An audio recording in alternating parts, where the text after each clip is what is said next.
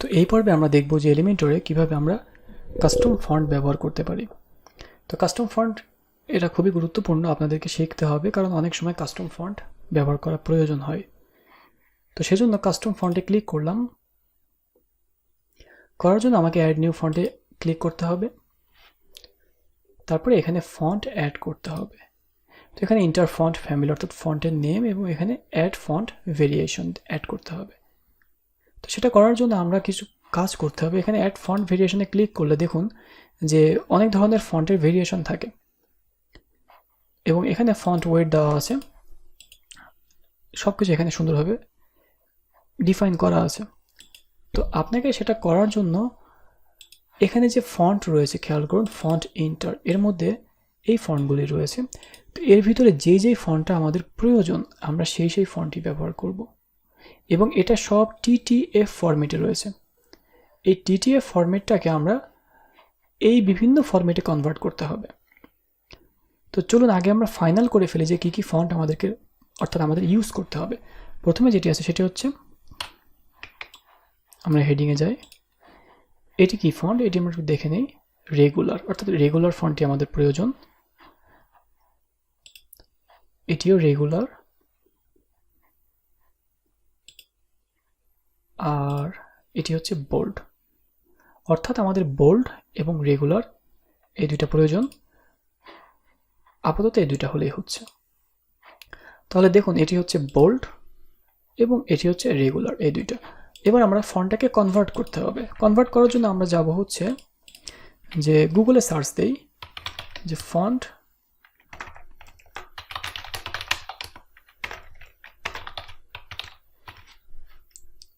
খেয়াল করুন যে অনলাইন ওয়েব ফন্ট জেনারেটর।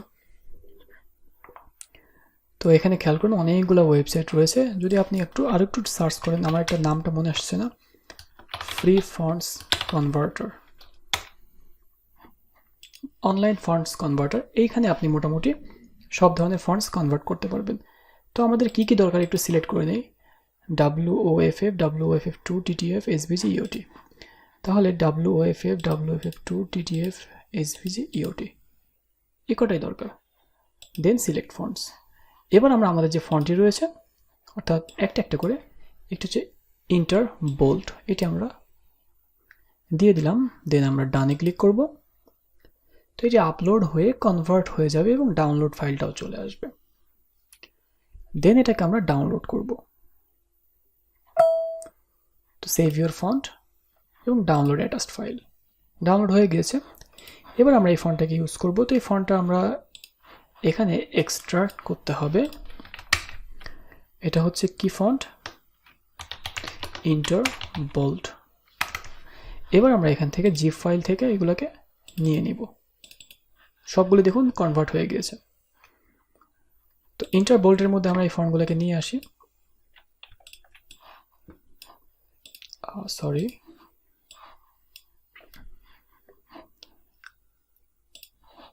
এবার আমরা এক এক করে এই ফন্টগুলোকে এখানে আপলোড করব আর এখানে নাম দিব ইন্টার বোল্ড। দেন আমরা ফন্ট ওয়েট দিব 700, স্টাইল নর্মাল। আবার এখানে আমরা এক এক করে আপলোড করব। তো প্রথমে আমরা WOFF, তো আমরা চাইলে সবগুলো এখানে একবারে আপলোড করে দিই। একটাই নেবে, সমস্যা নেই, আমরা এটাকেই একটা একটা করে দিতে হবে। WOFF দিয়ে দিলাম, তারপরে আছে হচ্ছে WOFF2, পরেরটা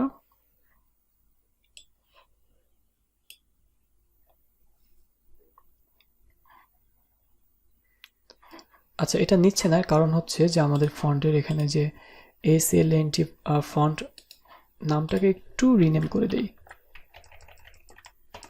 এভাবে দিলে আমাদের এটা নেবে।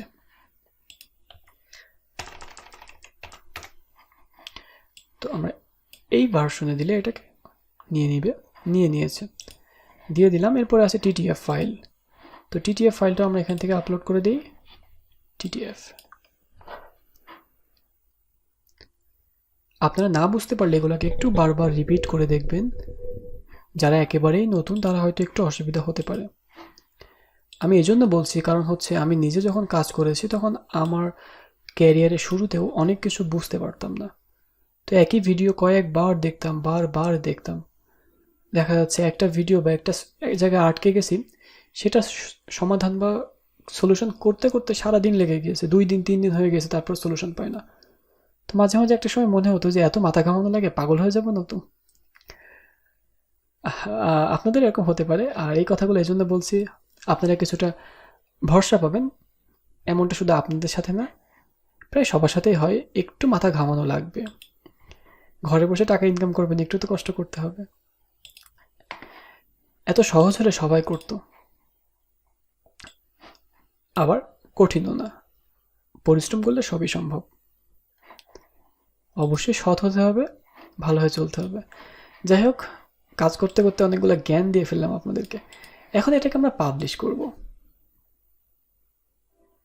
তো এটা পাবলিশ হয়ে গিয়েছে। এবার আমরা আরেকটি ফন্ট অ্যাড করতে পারি। আরেকটি ফন্ট অ্যাড করব, অ্যাড নিউ।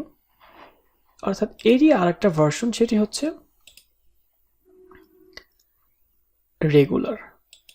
তো আমরা এখানে চলে আসবো অনলাইন ফন্ট কনভার্টারে। আমরা এখানে আসার পরে আবার কনভার্ট মোরে ক্লিক করলাম, দেন আবার কনভার্ট। তারপর আমরা কি করব, রেগুলারটাকে নিয়ে আসব, ডান, এবং এটাকে আপলোড করে কনভার্ট করা হচ্ছে।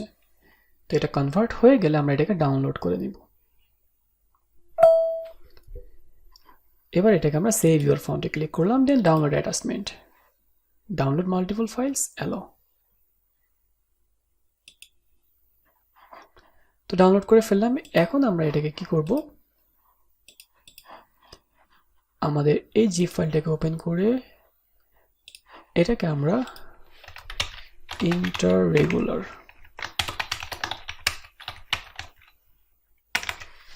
দেন এটার মধ্যে আমরা ফন্টগুলিকে রেখে দিব।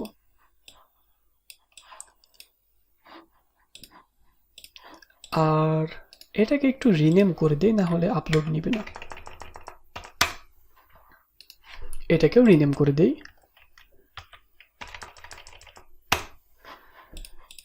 এবার আমরা দিব ইন্টার রেগুলার। আপাতত এতটুকুই।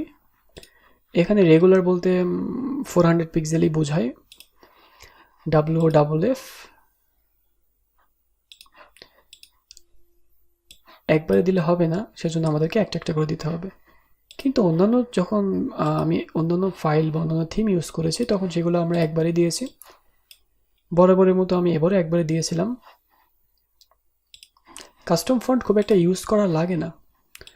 বেশিরভাগ সময় আমরা ডিজাইনের সময় যেটা করি সেটা হচ্ছে কাস্টম ফন্ট ইউজ না করে চেষ্টা করি যে এলিমেন্টরের যে ডিফল্ট ফন্ট রয়েছে, অনেকগুলি ফন্ট রয়েছে, সেগুলি নিয়ে কাজ মেটানোর জন্য। তো এখানে ইন্টার টিটিএফ রেগুলারটা নিচ্ছে না, কারণ হচ্ছে আনএক্সপেক্টেড রেসপন্স ফ্রম সার্ভার। আমি একটু আরেকবার ট্রাই করে দেখি।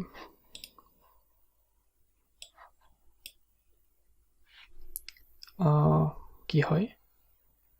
আচ্ছা, এবার হয়েছে। তো না হওয়ার কারণ আছে, একটু আগে আমার মোবাইলে কল আসছিল, সেজন্য হয়তো ডিসকানেক্ট হয়ে গিয়েছে সার্ভার। তো রেগুলার আমরা এখানে আরেকটা যেটা, সেটা হচ্ছে SVG।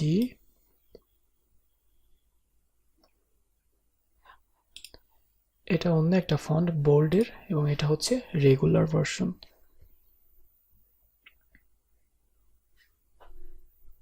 তো কিছু কিছু ক্ষেত্রে কিছু কিছু সময় এলিমেন্টর রিসেন্ট আপডেটের পরে তাদের কাস্টম ফন্টগুলি পায় না, ওয়েবসাইটে ফ্রন্ট এন্ডে পায় না। আমি বেশ সমস্যার সম্মুখীন হয়েছি কয়েকটা প্রজেক্টে রিসেন্টলি। তো দেখি আমাদের এটাতে পায় কিনা। EOT ট্রাই করতে সমস্যা কি। তো হয়ে গেছে। এবার আমরা এটাকে পাবলিশ করব। পাবলিশে ক্লিক করলাম, দেন পাবলিশ হয়ে গিয়েছে। এবার আমি যদি এলিমেন্টর দেন কাস্টম ফন্টসে যাই, দেখবেন যে এখানে দুইটা ফন্টস আছে। এখানে একটি হচ্ছে বোল্ড এবং একটি হচ্ছে রেগুলার ফন্ট। তো মনে হয় পেয়ে গিয়েছি, একটু দেখি আমরা। এবার আমরা আমাদের মেনুতে আসবো, আমাদের মেনুটা কমপ্লিট করে ফেলবো। মেনু কমপ্লিট করার জন্য আমরা মেনুতে ক্লিক করলাম, করার পর আমরা দেখব যে মেনু ফন্ট সাইজ 17 পিক্সেল এবং সেমি বোল্ড, আর ফন্ট হচ্ছে ওপেন সেন্স। তো ওপেন সেন্স সম্ভবত নেই, তারপর আমরা দেখি সমস্যা কোথায়। আর কালার হচ্ছে এটা, অলরেডি আমাদের এই কালারটি নেওয়া আছে।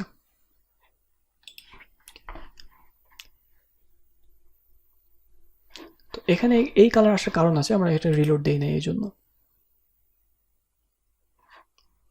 তো আমাদের হেডারটাকে এবার আমরা রিলোড দিচ্ছি। রিলোড দেওয়ার পরে আমরা কালার ফাইনালাইজ করব এবং দেখব যে ফন্টগুলিকে ঠিকঠাক মতো পাচ্ছে কিনা।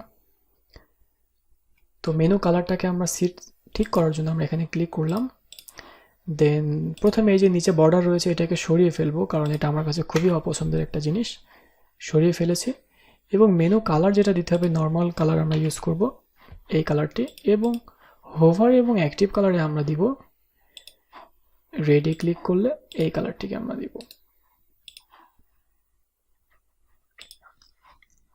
আচ্ছা, এটা বারবার ওঠানামা করছে তাই না, একটু অসুবিধা হচ্ছে। তো আমি এটাকে টাস্ক বারটাকে হাইড না করে রাখি তাহলে ভালো হবে। কালার নিয়ে নিয়েছি আমি অলরেডি তাই না। তো আমি এখানে এই কালারটাকে অ্যাড করার জন্য টেক্সট কালার, এটা কিন্তু হোভার দিয়ে দিলাম এবং অ্যাক্টিভেও একই কালার দিয়ে দিব। খেয়াল করুন আমাদের রেড কালারটি চলে আসছে। এখন আমাদের যে কাজটি করতে হবে, আমাদের টাইপোগ্রাফি সিলেক্ট করা হয় না কিন্তু। আমাদের গ্লোবাল টাইপোগ্রাফি কি ছিল? গ্লোবাল টাইপোগ্রাফি ছিল হচ্ছে ওপেন সেন্স। গ্লোবাল বলতে বোঝায় যে প্যারাগ্রাফে যে টাইপোগ্রাফিটা থাকে। তো ওপেন সেন্স 16 পিক্সেল। তো সেটা করার জন্য আমাদেরকে যেতে হবে আবার থিম স্টাইল, তারপরে আমাদেরকে চেঞ্জ করতে হবে typography, then body typography, font size 16 pixel, Open Sans. তো এখানে খেয়াল করুন যে ওপেন সেন্স আছে এখানে, তো আমরা এখানে ওপেন সেন্স ইউজ করে দিলাম এবং বডিতে আমরা এটাই ব্যবহার করব 16 পিক্সেল। আর লাইন হাইট ডিফল্ট যেটা আছে এটাতেই আমরা সন্তুষ্ট, দরকার নেই আর। আপডেট করে দিই। আর হেডিংয়ে কি আছে? আমাদের হেডিং 1 এ টাইপোগ্রাফি ছিল হচ্ছে বোল্ড, ইন্টার বোল্ড। তো একটু দেখি আমাদের এটা পাচ্ছে কিনা। আচ্ছা, এখানে পাবে না, এখন দেখাবে না। তো হেডিং আমরা একটু আগে পাচ্ছিল ইন্টার বোল্ড, দেওয়ার পরে আমরা এখানে হেডিং 2, হেডিং 1, হেডিং 2 এগুলো একটু দেখে নেই। বোল্ড, এগুলো বোল্ড 20 পিক্সেল হেডিং 2। তো হেডিং 1 এর সাইজ হচ্ছে 40 পিক্সেল এবং হেডিং 2 এর সাইজ হচ্ছে 20 পিক্সেল। আমরা আরেকটু দেখে আসি। হেডিং 2 হিসেবে যদি এটা ইউজ করি তাহলে এসইওর জন্য মোটামুটি ভালো। আর হেডিং 1টা হচ্ছে 50 পিক্সেল। তো 50 এবং 20 আমরা সমান রাখি, 40 আর 20 থাক, 50 না দিয়ে, যেহেতু প্রত্যেকটা জায়গাতে 40 ইউজ করেছি এবং 50 মাত্র একটা জায়গাতে ইউজ করেছি। তো এখন আমরা H1 এ ক্লিক করলাম, আমি এটাকে আবার রিসেট মারি, দেন টাইপোগ্রাফি সেট করে দিই এখানে ইন্টার বোল্ড। আচ্ছা, ইন্টার বোল্ড দেওয়ার পরে বোল্ড চলে আসছে। এরপর আমরা হেডিং 2 এ দিব ইন্টার বোল্ড। তারপরে হেডিং 1 এর ফন্ট সাইজ হচ্ছে কত পিক্সেল আমরা দিয়ে দিই এখান থেকে। এখানে এখন ফন্ট সাইজগুলো দিলে পাবে না, অর্থাৎ পাবে বাট আপনারা দেখতে পাবেন না, 40 পিক্সেল। আর H2 এর ফন্ট সাইজ হচ্ছে 20 পিক্সেল। আর H3 বা এগুলো আপাতত দরকার নেই। আমরা এই টাইপোগ্রাফিটা, হেডিংয়ের যে টাইপোগ্রাফি, এটিকে আমরা আপাতত ইন্টার বোল্ড করে রাখি। আচ্ছা, এটা ডিফল্ট থাক, ইন্টার বোল্ড দরকার নেই, এটা গ্লোবাল পেয়ে যাচ্ছে। সুতরাং আমরা এখানে হেডিং দিয়ে দেই ম্যানুয়ালি ইন্টার বোল্ড প্রত্যেকটাতেই। হেডিং 3, হেডিং 4 এবং হেডিং 5। তো এই টাইপোগ্রাফিটা খুবই ইম্পর্টেন্ট, এটা আপনাদেরকে সবটা জায়গাতে ব্যবহার করতে হবে এবং এখানে অ্যাভয়েড করার মতো কিছু না, এটা বুঝতে হবে। আপনি যখন প্রফেশনালি খুব ভালো কাজ করবেন এবং খুব সুন্দর ডিজাইন তৈরি করতে যাবেন তখন আপনাকে অবশ্যই এগুলো মেনটেন করতে হবে। তো হেডিংয়ের সাইজ আমাদের পরবর্তীতে চেঞ্জ করা লাগতে পারে, তারপর আমি করে দিই। আমরা H3 থেকে শুরু করে H4 পর্যন্ত সবগুলোতেই আমরা 18 পিক্সেল দিয়ে রাখি, যাতে করে 20 পিক্সেলের উপরে না ওঠে, যেহেতু হেডিং 2 অলরেডি আমরা 20 দিয়ে রেখেছি। আপডেট করে দিই। Typography complete.